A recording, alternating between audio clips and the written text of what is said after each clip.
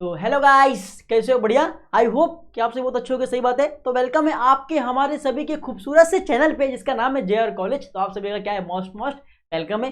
फटाफट आ जाओ क्योंकि आज हम लोग एसपी का एक इंपॉर्टेंट चैप्टर है जो हम लोग सीखने वाले हैं इस लेक्चर में, उसको हम लोग कवर करने वाले हैं और काफी अमेजिंग चैप्टर है।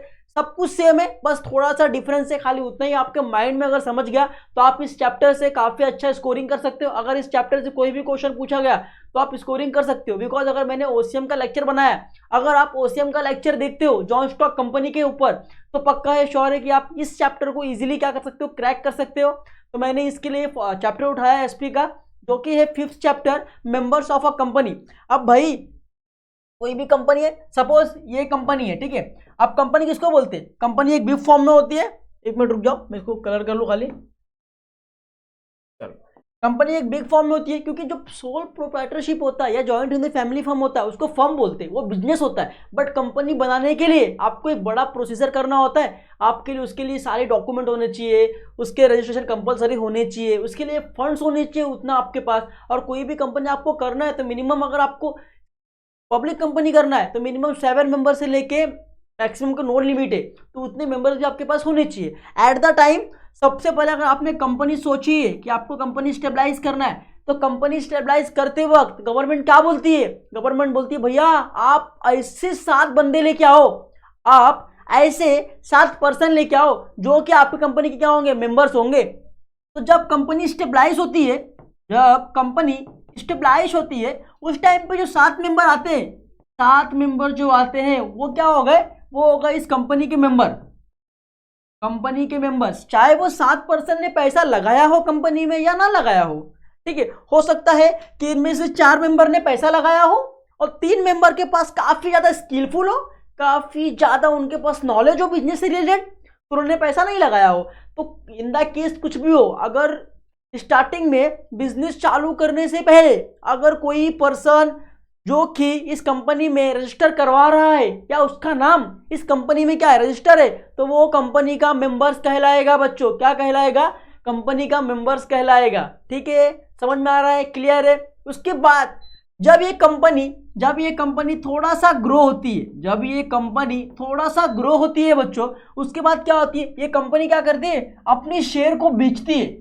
शेयर मतलब क्या? अपने प्रॉफिट को बेचती है।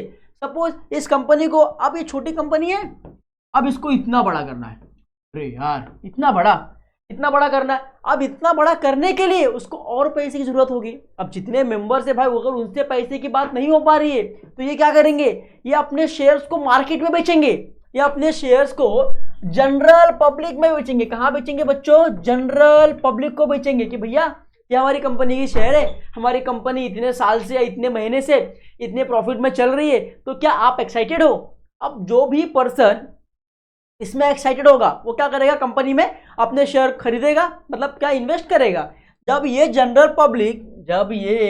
पब्लिक बाल वाला कंपनी में इन्वेस्टमेंट कर रहा है, तो कंपनी इसके बदला क्या देगी? कंपनी इसके बदला उसको शेयर देगी, अपने प्रॉफिट का कुछ परसेंट का मार्जिन इस पब्लिक को देगी। तो पब्लिक क्या कहलाएगा? ये पब्लिक कहलाएगा share holder of the company. क्या कहलाएगा? Share holder of the company. अब शेयर होल्डर को भी राइट है कि वो कंपनी का मेंबर है। अगर भाई किसी शेयर होल्डर ने आपके बिजनेस में इन्वेस्टमेंट किया है तो उसको राइट्स है ना कि भाई वो भी कंपनी का क्या है, मेंबर हो गया। मतलब यहां पे अगर कोई पैसा लगा दे रहा है तो भी वो कंपनी का मेंबर कहलाएगा। अगर कोई पैसा नहीं लगा रहा है, अगर रजिस्टर में उसका नाम मेंशन है, तो वो भी कंपनी का मेंबर कहलाएगा। बच्चों, आपको सिर्फ ये चैप्टर में इतना ही कंफ्यूज किया गया था, बस आपको इतना ही क्लियर करना। आई होप कि आपको ये सारे चीजें क्या हो गए होंगे, क्लियर हो गए होंगे बच्चों। ठीक है, कि भाई जिस बंदे का रजिस्टर में नाम है वो भी कंपनी का मेंबर कहलाएगा, और जिन्होंने शेयर खरीदे हैं, परचेस किया है, जिन्होंने इन्वेस्टमेंट किया है इस बिजनेस में, वो भी क्या कहलाएंगे, मेंबर्स ऑफ द कंपनी कहलाएंगे। चाहे भले से शेयर होल्डर का नाम एट द टाइम रजिस्टर कर रहे वक्त कंपनी में नाम ना हो तो भी वो मेंबर कहलाएंगे। बिकॉज आफ्टर कंपनी स्टेबलाइज होने के बाद उन्होंने कंपनी में क्या किया, इन्वेस्टमेंट किया, इसके लिए वो क्या कहलाएंगे, मेंबर्स ऑफ द कंपनी कहलाएंगे। बच्चों, सिंपल एक क्रैक कर दिया हम लोग ने इसको काफी इसी तरीके से। आई होप कि आपके दिमाग में ये सारी चीजें घुस गए होंगे। पक्का है ना, श्योर है? इतना इजी लग रहा है? अगर प्लीज आपको लग गया तो प्लीज कमेंट करना यार, क्योंकि मैं आपके लिए इतना अच्छा प्लान करता हूँ। तो प्लीज मेरे मेहनत के लिए, मेरे सपोर्ट के लिए प्लीज एक कमेंट करना जरूर। उसके बाद देखेंगे हम लोग, अब यहां पे देखो देखो क्या बोला गया है, members of a company, members of a share holder, eligibility, ठीक है, इलिजिबिलिटी ऑफ मेंबर, मेंबर्स की क्या इलिजिबिलिटी है, मेंबर्स की क्या इलिजिबिलिटी है बच्चों, यहां पे देखते हैं हम लोग, रुक जाओ, ठीक है। अब यहाँ पे हम लोग आज दो देखेंगे कि मेंबर्स और शेयर होल्डर में फर्क क्या है और इलिजिबिलिटी क्या है मेंबरशिप की, हम लोग इस चैप्टर में देखने वाले हैं। सबसे पहले क्या बोला, इंट्रोडक्शन, एज इंस्टीट्यूशन और organisation is formed from purposes like education, entertainment, sports, health, businesses etcetera, it is a structure unit with well definite objectives and relationship.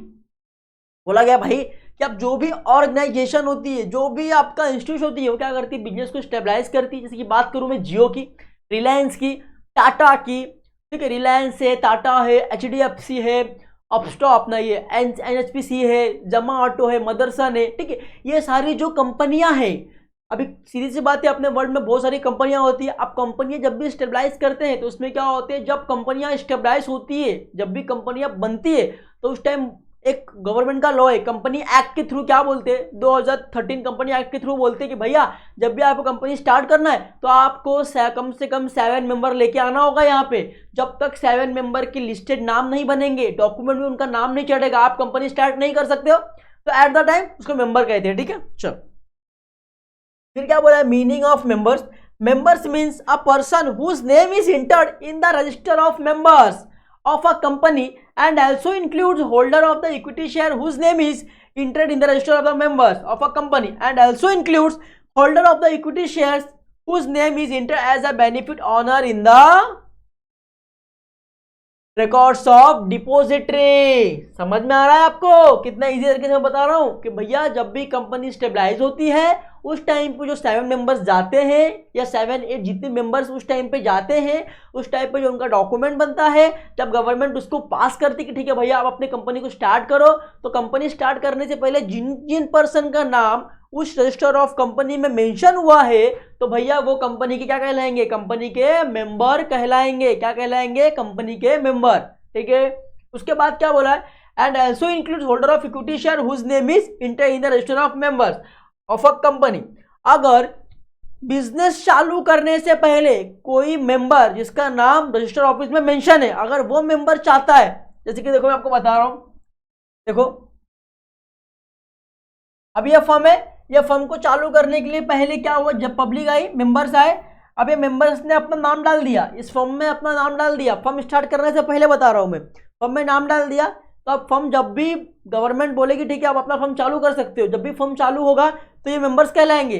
But अगर ये मेंबर्स चाहते हैं कि इस कंपनी में वो क्या करे, कुछ इन्वेस्टमेंट भी करे, इस कंपनी में कुछ इन्वेस्टमेंट भी करे, कंपनी का कुछ शेयर्स भी खरीदे, तो भाई कंपनी का शेयर भी क्या होगा, इन मेंबर को मिल सकता है। तो कंपनी मेंबर भी कहलाएंगे और प्लस शेयर होल्डर भी कहलाएंगे कंपनी के। समझ में आ रहा है, क्लियर है। चलो उसके बाद जो भी एक्स्ट्रा, जो कंपनी चालू करने से पहले मेंबर नहीं थे बट कंपनी चालू करने के बाद अगर कोई बंदा आपके बिजनेस में चाहता है कि इन्वेस्टमेंट करे तो वो कर सकता है, उसका भी नाम आपके रजिस्टर ऑफ द कंपनीज, जो भी आपका डॉक्यूमेंट है मेमोरेंडम ऑफ एसोसिएशन में, आपको वहां पे लागू करना होगा कंपनी एक्ट 2013 के द्वारा, ठीक है। तो वहां पे आपको लिखना होगा, वहां पे बताना होगा कि भाई ये शेयर होल्डर ने हमारे कंपनी में इतना इन्वेस्टमेंट किया है, इतना चीजें किया है, तो ये हमारे लिए क्या हो गया, हमारे लिए मेंबर ऑफ द कंपनी हो गया, ठीक है। चलो उसके बाद देखते हैं क्या बोला गया, two prerequisites of for a person to become member of the company. भाई दो तरीका है कि कंपनी के मेंबर्स आप हो सकते हो, क्या है, दो तरीका है। तो पहला तरीका क्या है, पहला तरीका ये है the agreement in writing to take share of the company.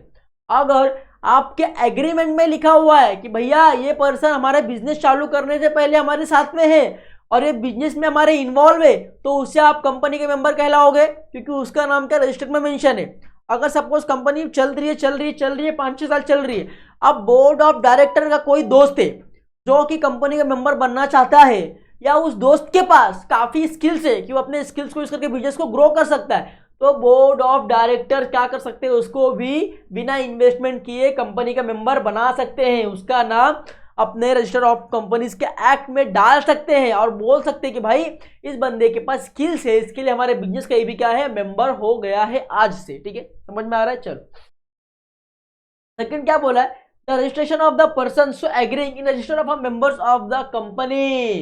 देखो दो पर्सन रजिस्ट्रेशन करने को एग्री है, मतलब बाद में बोला ना आपको, जब कंपनी चालू करने से पहले जो कंपनी ने किया, ठीक है, जो कंपनी चालू करने से पहले हुआ प्रोसीजर, जो भी न्यू मेंबर आए तो वो तो मेंबर्स कहलाएंगे, मगर बिजनेस चालू करने के बाद अगर कोई आपके बिजनेस में इन्वेस्टमेंट कर रहा है या कुछ बिजनेस में नया कुछ एक आदमी आ रहा है जिसके पास बहुत सारा स्किल्स है बिजनेस से रिलेटेड, जो कि अपने आइडिया से बिजनेस को पूरा चेंज कर सकता है, तो वो उसको भी नाम अपन रजिस्टर ऑफ कंपनीज में लिख सकते हैं और उसको कंपनी का मेंबर्स बना सकते हैं बच्चों। ठीक है, क्लियर है। फिर क्या बोला है, members versus share holder. Member और शेयर होल्डर में फर्क क्या है, देखो generally buying shares is the most common और नीसेस्ट वे और medium where by a person become member of the company.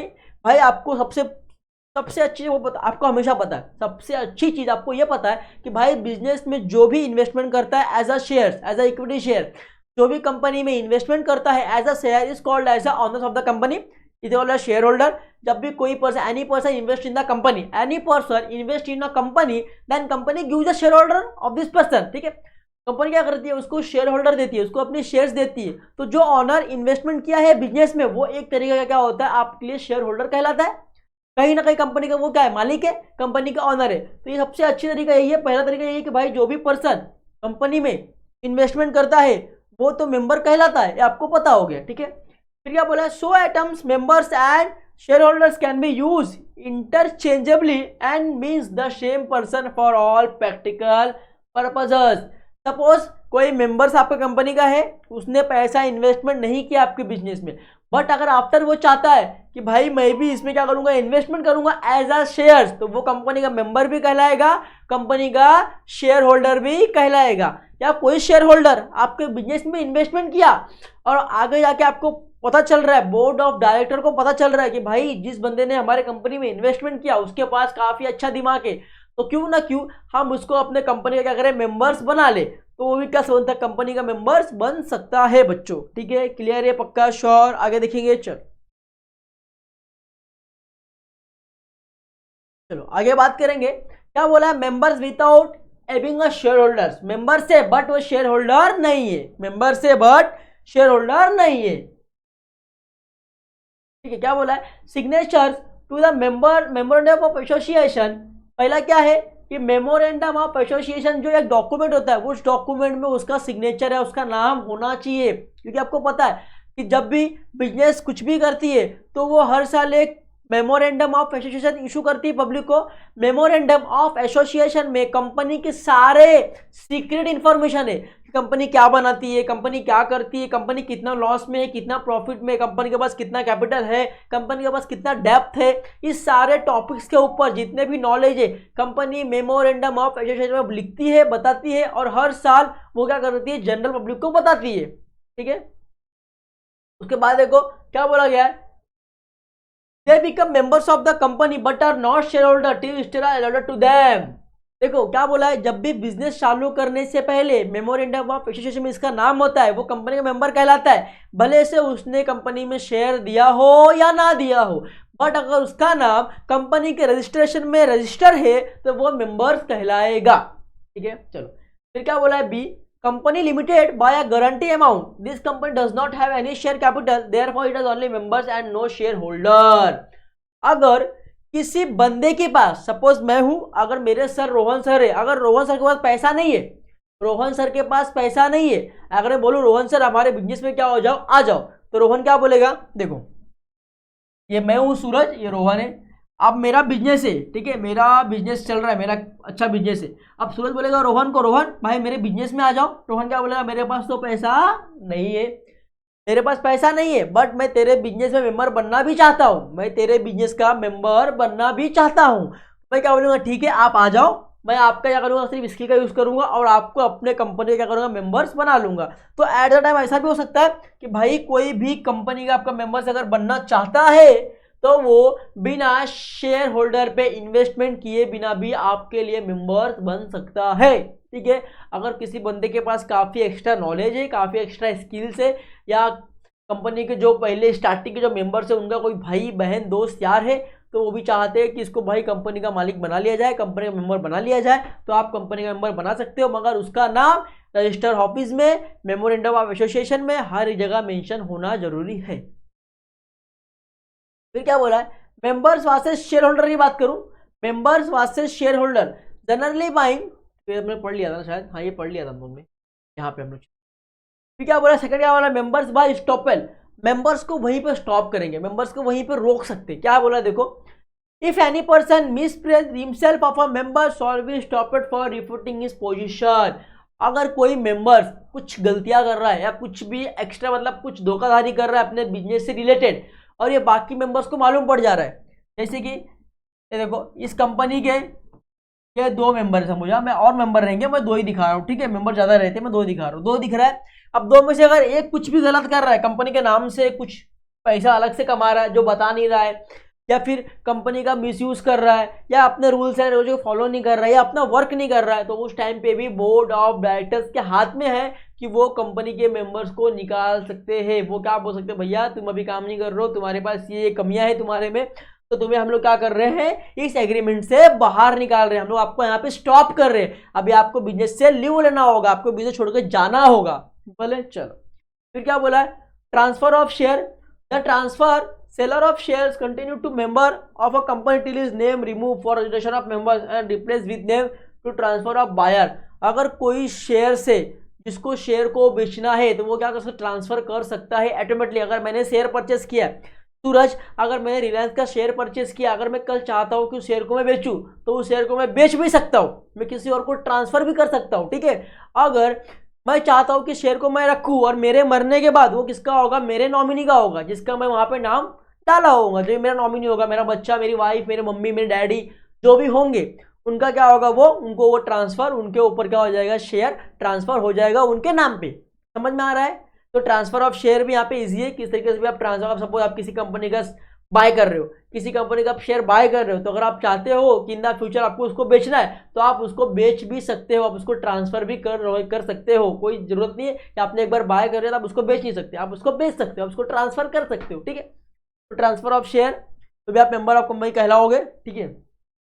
चलो, जैसे कि मैंने आपको बताया कि आपने शेयर खरीदा तो आपका रजिस्ट्रेशन ऑफिस में आपका नाम मेंशन कर दिया, अगर आपको शेयर बेचना है, आपको शेयर बेच दे रहे हो, फिर भी अगर कंपनी में आपका नाम मेंशन है तो आप मेंबर्स कहला सकते हो बच्चों, ठीक है।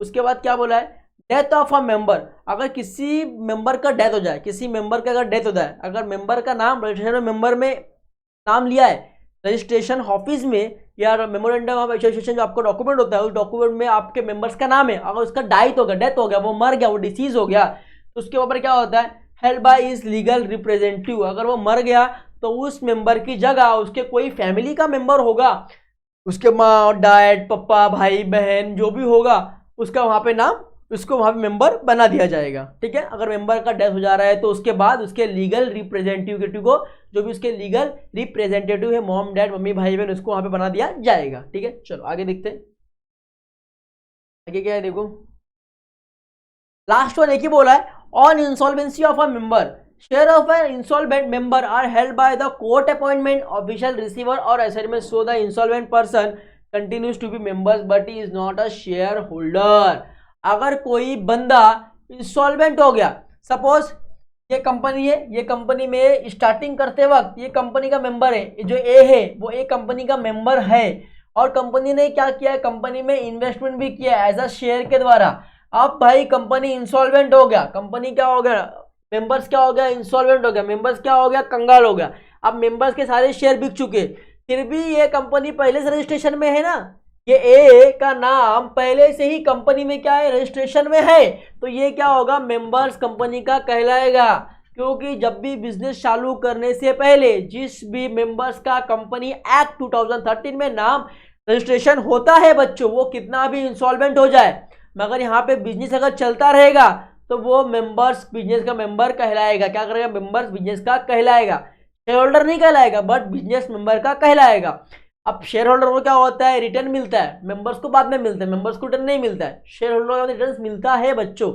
तो शेयर होल्डर को रिटर्न मिलेगा और मेंबर्स क्या, वो कंपनी का हमेशा कहलाएगा बच्चों। देखो जैसे कि ये कंपनी है, अब यहाँ पे 7 मेंबर है, अभी 7 मेंबर में से अगर एक इंसॉल्वेंट हो गया, एक क्या हो गया, इंसॉल्वेंट हो गया, बचे 6, तो मेंबर सातों कहलाएंगे, मेंबर सातों कहलाएंगे। बट क्या होगा, अगर 6 ने इस कंपनी में शेयर दिया है तो कंपनी इसके बदले शेयर को प्रॉफिट देगी, और जो एक इंसॉल्वेंट हो गया उसको कंपनी क्या करेगी, प्रॉफिट नहीं देगी। समझ में आ रहा है? 7 पर्सन है, यहाँ पे एक इंसॉल्वेंट हो रहा है, तो कंपनी क्या करेगी, जो 6 लोग ने कंपनी में शेयर दिया उसके बदले कंपनी उसको प्रॉफिट देगी। बट अगर एक इंसॉल्वेंट हो गया है तो कंपनी उसको शेयर्स नहीं दिया उसने, तो कंपनी उसको प्रॉफिट नहीं देगी, बट कहीं ना कहीं वो कंपनी का मेंबर कहलाएगा। तो इस चैप्टर में इसने ही बोला है कि he is not as a share holder but is a members of the company. अगर कोई पर्सन इंसॉल्वेंस हो जा रहा है तो वो शेयर होल्डर तो नहीं बनेगा, बट कंपनी मेंबर्स कहला सकता है बच्चों। ठीक है, आई होप कि आपको इसमें सारे डाउट्स क्लियर हो गए होंगे कि शेयर होल्डर कौन कहलाता है, मेंबर्स कौन कहलाता है। अगर जिसके पास पैसा है क्या वही शेयर होल्डर कहलाता है क्या, नहीं, जिसके पास पैसा नहीं है वो भी मेंबर्स कहला सकता है, बट अपने स्किल्स के द्वारा या अपने दोस्ती भाईचारे के द्वारा या अच्छे रिलेशन के द्वारा वो जान सकता है, कंपनी का मेंबर हो सकता है। ठीक है, तो आई होप कि आपको इस वीडियो में सारे डाउट्स क्लियर हो गए होंगे। प्लीज़ अगर ये वीडियो आपको पसंद आए तो प्लीज़ वीडियो को लाइक करना, सब्सक्राइब करना, कमेंट करना, शेयर करना, अपने सारे दोस्तों को शेयर करना, और प्लीज़ एक कमेंट बॉक्स मेरे लिए प्यार से जरूर देना। बाय बाय, टेक केयर, ख्याल रखना।